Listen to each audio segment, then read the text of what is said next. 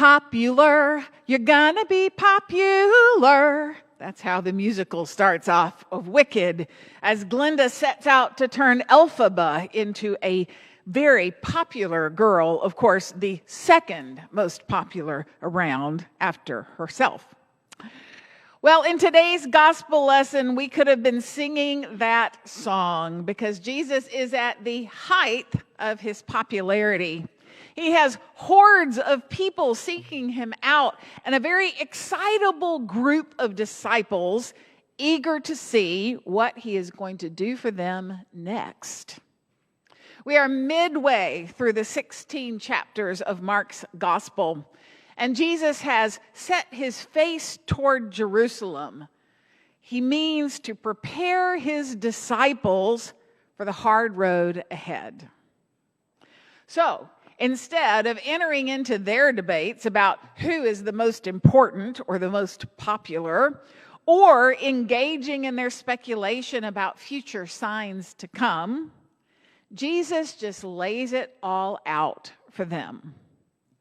The Son of Man must undergo great suffering and be rejected by the elders, the chief priests, and the scribes, and be killed, and after 3 days rise again. And as if that were not enough, he goes on to say that not only he will suffer and die, but if any want to become my followers, let them deny themselves and take up their cross and follow me. So much for being popular. Take up your cross and follow me. I don't know about you, but when I hear the phrase, take up your cross, images of my great Aunt Sarah come to mind. She really liked to complain about every ache and pain. And so she was sort of a martyr, long-suffering, woe is me, look how hard I have it kind of person. She actually was trying to increase her popularity or at least garner additional attention by stirring the sympathies of others. But that is not what Jesus is talking about. Put in today's language, Jesus might have said something like, God's Son will be abused, convicted, held on death row, where he will be killed by lethal injection. And not only him, but anyone who wants to serve him must be prepared to die. So take up your electric chair and follow Jesus. Shocking, right? That was his point. It's no wonder that Peter wanted to silence Jesus. This was not the campaign speech they were hoping for. But like it or not, it is precisely what the future held for Jesus' disciples. Judas would die at his own hand, having come face to face with his own betrayal of Jesus.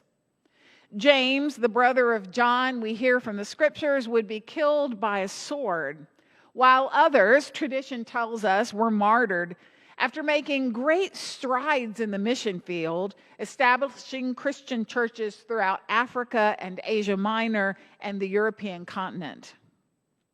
Peter would establish the church in Rome, but be crucified upside down on a cross, stating that he was not worthy to die in the same manner as his Lord.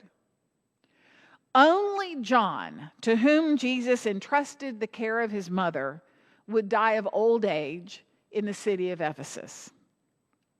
Take up your cross and follow me was no hyperbole. It was a statement of the reality the disciples would soon face. And that's not exactly a popular selling point for Christianity, is it? If we had a sign on the door saying, those who enter here may be required to die for their faith, not many people would enter the building, much less expose their children to such radical teachings. Yet the radical nature of our calling remains. Now, it's tempting for us to discount the costliness of our calling because we are privileged to live in a country where we have freedom of religion.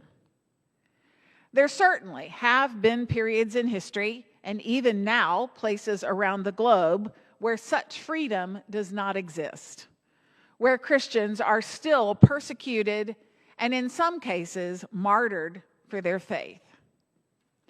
But just because we are not under immediate threat, that does not change the radical nature of our calling. Jesus still looks through time and warns us to count the cost, to be prepared for costly discipleship, to take up our cross, to pick up our lethal injection and follow him. And while we, like Peter, don't want to think about faith in such a radical way, that call remains the same. I was eavesdropping on a conversation a couple of weeks back when some choir members were talking about everything in moderation. I actually don't know what they were talking about, but the phrase that I overheard was everything in moderation, including religion, because some people take things too far. Well, I warned the choir member that I might use that in a sermon one day, so here we are. And while I do think that some people indeed take their religion too far, particularly their judgment of others, Jesus does not call us to have a moderate faith. He calls us to a radical, life-shaping, all-encompassing faith. It reminds me of those resources that you see online encouraging you to pursue a balanced lifestyle. They have these perfectly round pie graphs where work and family and friends and exercise and self-help and other priorities neatly fit into the pie chart. At best, among those I found online, spirituality seems to be a subcategory of self-help, which is a sermon all within itself. And that category seems to get a very small sliver of the pie, with less time allocated to it than exercise or perhaps other meaningful tasks like doing the laundry. Again, Jesus does not call us to save a small piece of the pie for our faith. He calls us to a radical, life-shaping, all-encompassing faith. A far better image for such faith is not a pie chart, but perhaps a wagon wheel, in which our relationship with God is the center hub. Without a strong and stable hub, no part of the wheel will work properly.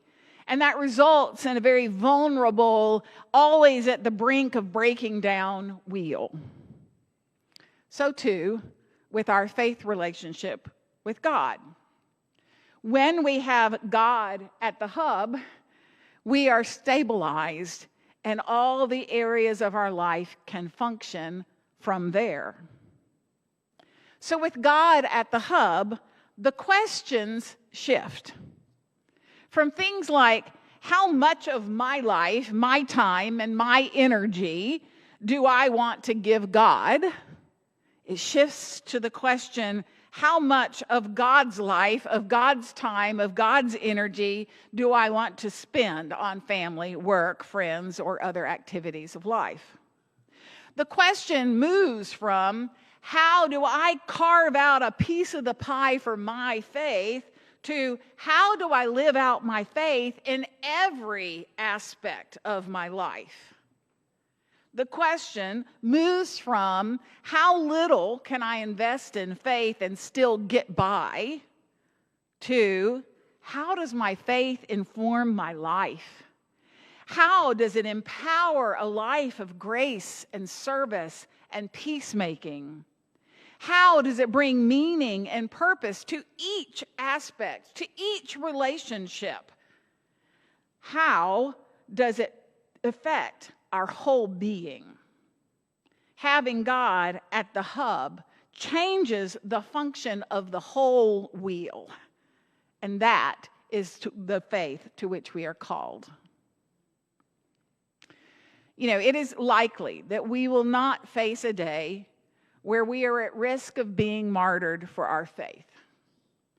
But Jesus is still calling us to a costly faith with Christ at the very center. So I ask a simple yet direct question. What does your faith cost you? What does your faith cost you? And if you're having difficulty coming up with an answer, then perhaps you are not taking your faith seriously enough.